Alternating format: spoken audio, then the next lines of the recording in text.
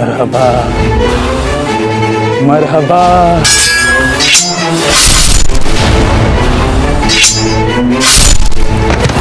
कि कितनी हसरत थी तेरे दीद की जालिम कि अब तू सामने है फिर भी यकीन नहीं होगा।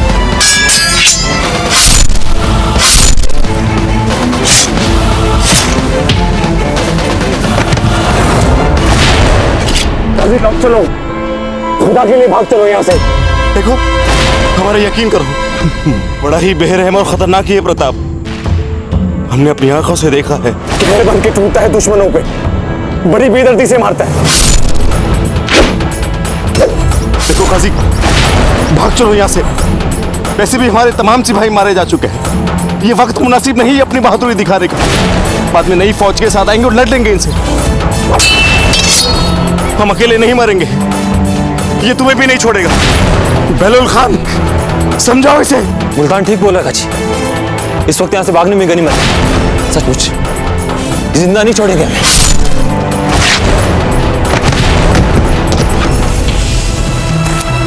चलो जल्दी जल्दी। रुकिए पंजाबी, आज जो तुमने हमारी धुनाई की है, कसम खुदा की भूलेंगे नहीं हम।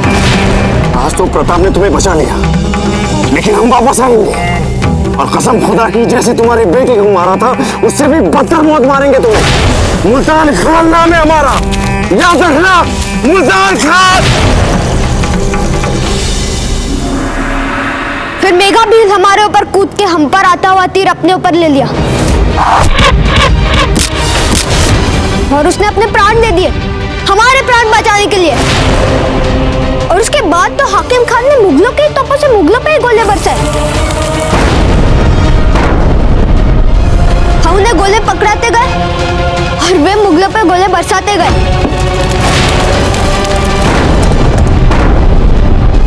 और देखते ही देखते उन्होंने उन मुगलों को वापस हटने के लिए विवश कर दिया।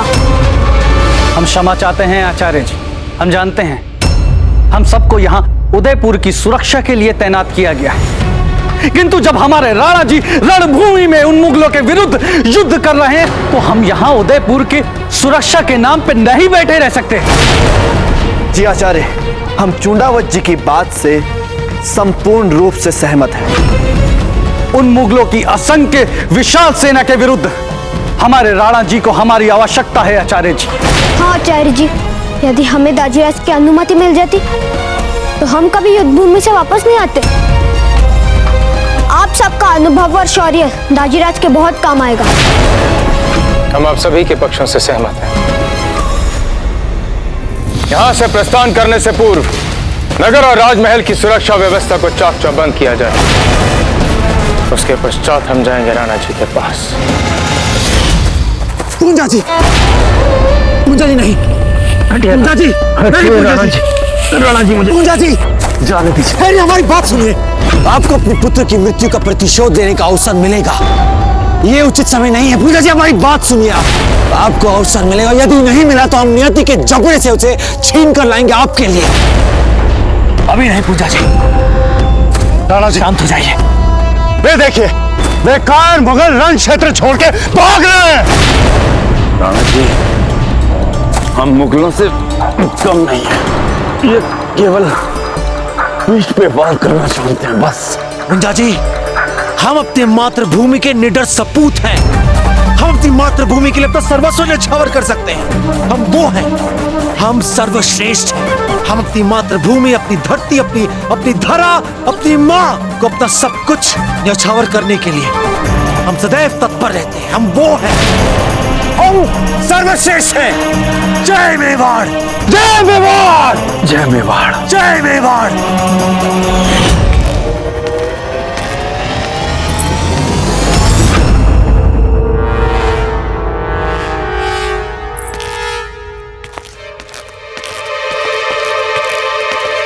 अरे अमर सिंह साहब, वो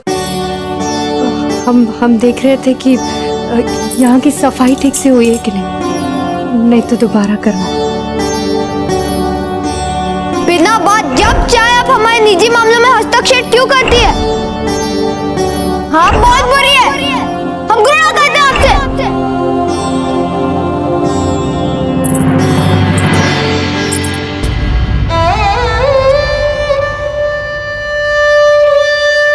हमें क्षमा कर दीजिए छोटी माँ। हमने आपके साथ बिना बात बहुत दुर्व्यवहार किया। हमें मान लेनी चाहिए थी आपकी बात, पर हमने नहीं मानी और चले गए युद्ध भूमि में बिना आपको पूछे। पर इसका परिणाम क्या हुआ? वीर मेघा को अपने प्राण गंवाने पड़े हमारे प्राण बचाने के लिए। अमर सिंह जी, आप युद्ध भूमि में गए, जहाँ सब थे, जहाँ अपनी मातृभूमि के लिए सर्वस्व लुटाने के लिए आपके दाजीराज भी थे। वहां जहाँ वीर मेघा अपना कर्तव्य निभाते हुए अपने प्राण न्यौछावर किए, उन्होंने केवल आपके लिए नहीं, अपना कर्तव्य निभाने के लिए हंसते हंसते अपने प्राण गंवाए। इसीलिए अमर सिंह जी, उसके लिए अपने मन में कोई अपराध बोध या कुंठा मत पालिए। केवल उनके शौर्य को याद रखिए, ताकि समय आने पे वो आपके लिए प्रेरणा बन सके। हमें क्षमा कर दीजिए छोटी माँ, हमें क्षमा कर दीजिए। आज के बाद से हम कभी भी आपके साथ दुर्व्यवहार नहीं करेंगे और ना ही कभी आपका अपमान करेंगे। छोटी माँ, हम हमेशा आपकी सभी कहना मानेंगे। अमर सिंह जी, आपकी छोटी माँ को सब पता है, सब समझते हैं हम। छोटी माँ, हमें बहुत भूख लगी है, कुछ खाने को दीजिए ना। अभी हम आपको भरपेट भोजन करवाएंगे। विशेष आपके लिए हमने अपने हाथों से भोजन तैयार किया है। चलिए।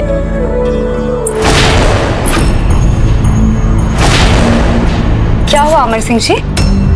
नहीं छोटी माँ, पता नहीं क्यों अचानक से हमारे सिर में पीड़ा का अनुभव हो रहा है। तो अवश्य ही आपको बहुत भूख लगी है। हम स्वयं अपने हाथों से आपको भोजन परोसते हैं। आइए जी।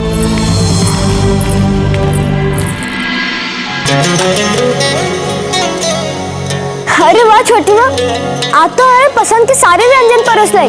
बस छोटा सा प्रयास किया है हमने, अब आप खा के देखिए। छोटी माँ, जैसे माँ हमें अपने हाथों से खिलाती थी, आप भी हमें वैसे ही खिलाइए ना।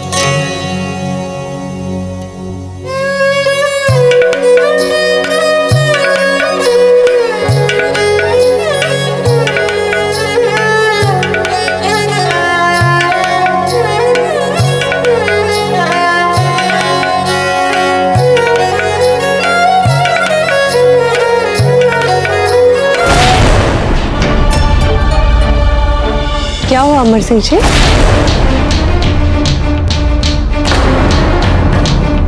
अमर सिंह जी, क्या हुआ अमर सिंह जी? अमर सिंह जी, अमर सिंह जी, अमर सिंह जी, आप ठीक है? अमर सिंह जी, आप हमें बताइए क्या हो रहा है? कोई है? कोई है? अमर सिंह जी, काशी, कोई है? अमर सिंह जी, अमर सिंह जी, अमर सिंह जी, क्या हो गया आपको? अमर सिंह जी, कोई हो? अमर सिंह जी,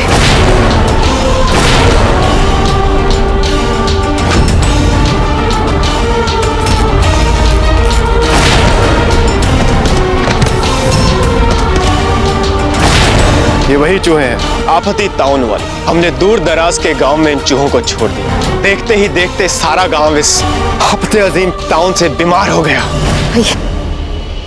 अमर सिंह जी, अमर सिंह जी, होश में आइए। अमर सिंह जी, क्या हो गया आपको? अमर सिंह जी, देखिए, अरे हमारे प्रमुख राजमित्र जी कहाँ? पता नहीं भाभी सा, नगर में जहाँ भी देखो हर कोई बीमार पड़ा हुआ है। राजवैद्य जी उन्हीं को देखने गए हैं। ये यदि सारे नगर में किसी महामारी का संकट है तो हम उन्हें नहीं छेड़ेंगे। वैद्य जी, जब तक राजवैद्य जी नहीं आता, आप ही देखिए इन्हें।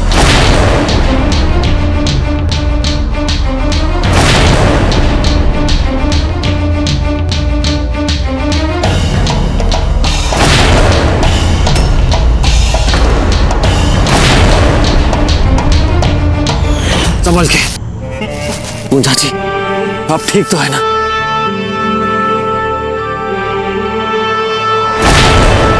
पूंजा जी, यूं अपने आप को संकट में डालना कोई अच्छी बात नहीं थी।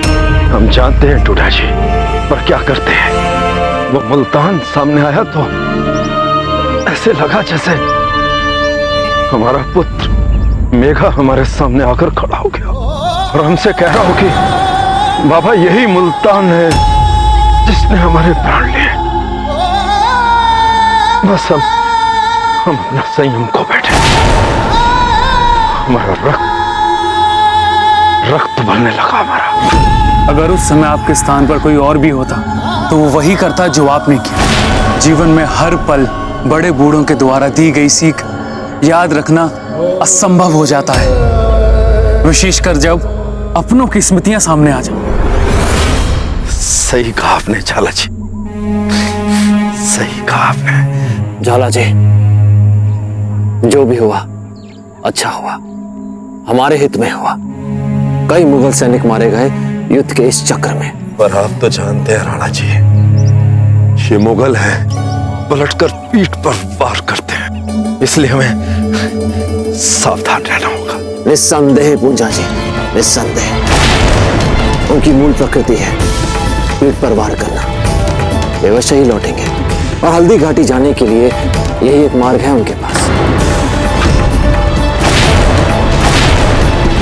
इन्हीं जंगलों से होते हुए वे हल्दी घाटी पहुंच सकते हैं। उनके पास और कोई विकल्प नहीं है। ऐसे कैसे पार कर लेंगे वे जंगल?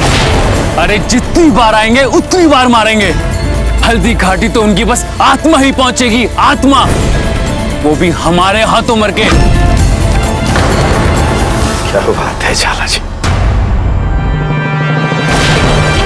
ये जो आपका जोश है, ये जो आपका उत्साह है ना, यही आपकी पूंजी है।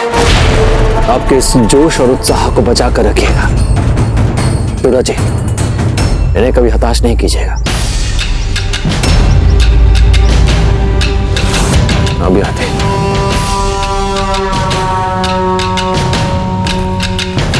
शहंशाह, उड़ा दीजिए हम सबकी गर्दनें। हम सब खतावार हैं आपके। हमने आपके हजारों सिपाही कुर्बान कर दिए, फिर भी हार करा। उड़ा दीजिए हमारी गर्दन शहंशाह, ताकि हमारे बाद हमसे काबिल सिपह सलार आपकी खिदमत कर सके।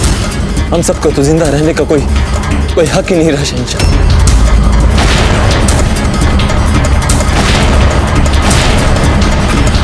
खड़े हो जाओ तुम सब।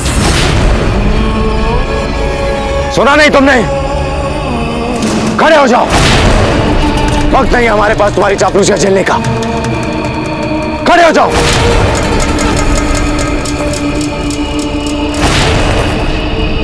यही हकीकत है। ये अब तक हम कोई खास बढ़त नहीं बना पाए हैं, फिर भी हम आप तीरों को नहीं गवा सकते। इसलिए तैयार होकर फिर से सोचिए, नए सिरे से इस जंग की तजवीज है। शहंशाह क्षमा कीजिए, किंतु आप एक अवसर मानसिंह को देकर क्यों नहीं देखते? वो इस क्षेत्र से भली भांति अवगत है और विगत में उन्होंने केवल आपके लिए बहुत सारे युद्ध जीत कर दिखाए। गुस्सा की माफ शहंशाह, लेकिन हमें नहीं लगता कि मानसिंह इस जंग के लिए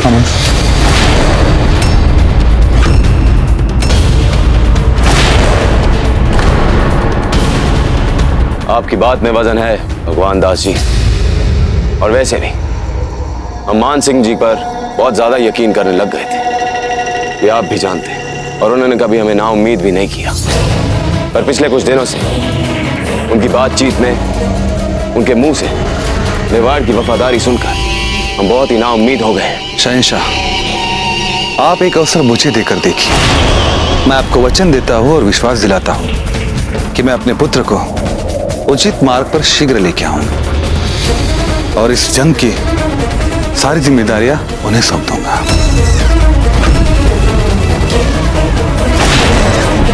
अगर आपने ऐसा कर दिया तो हम भी वादा करते हैं। हम पे यकीन ना रहा, कोई बात नहीं, सर कलम करवा दीजिए, कोई बात नहीं, पर एक बुत परस्त पे इतना यकीन, और वो भी इस कदर। इससे तो बेहतर है कि आप हमें मौत दे दीजिए शहंशाह। हाँ हुजूर, अगर जिंदा छोड़ ही दिया है तो मान सिंह को फौज की कमान देने के बजाय एक बार फिर से हम लोगों को कमान दीजिए, और फिर देखिए हम कैसे मसला खत्म करते हैं अपनी शमशीरों से।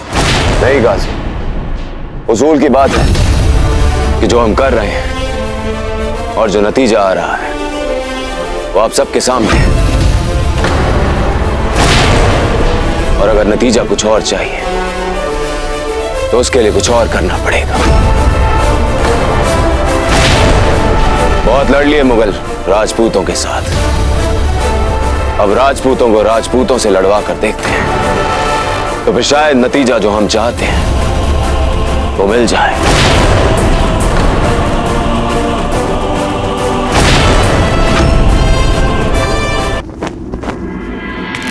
हमारे सैनिकों ने नगर का चप्पा चप्पा छान मारा है आचार्य जी, लेकिन हमें कोई भी मुगलों का गुप्तचर दिखाई नहीं दिया। इसका मतलब ये सभी सूचना झूठी निकली। ये तो बहुत अच्छी बात हुई चुंडावत जी, हम तो बिना बात के यूं ही चिंतित हो रहे थे। अर्थात हम बिना किसी मानसिक दबाव के यहाँ से प्रस्थान कर सकते हैं। किंतु एक समस्या है आचार्य जी। कैसी समस्या? नगर में एक विचित्र सी महामारी फैल रही है। यहाँ तक कि घर घर में लोग इस तीव्र ज्वर से पीड़ित हो रहे हैं और कईयों की तो इस तीव्र ज्वर से मृत्यु हो चुकी है आचार्य जी। अचानक ये महामारी, कैसी महामारी, कहां से आई है? कोई कारण पता चला आपको? कारण तो राज्य वैद्य जी अपने सभी निदान केंद्र के राज्य वैद्यों के साथ नगर में घर घर में अपने उपचार में जुट चुके हैं। वही परीक्षण करके जब पता लगा पाएंगे तब पता चलेगा। वैसे उन्होंने कुछ अन्वेषक वैद्यों को इस कार्य में लगा दिया है। खम्मा खड़े हुकुम, बुरा समाचार। अमर सिंह कुंवर सा को तीव्र ज्वर ने अचेत कर दिया है।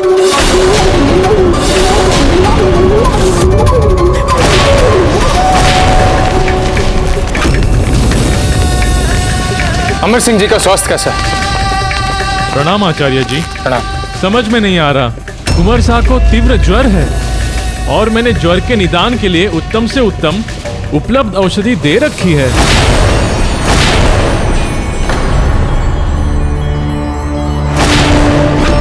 आचार्य जी, हमें लगता है आप लोगों को युद्ध भूमि के लिए प्रस्थान करना चाहिए।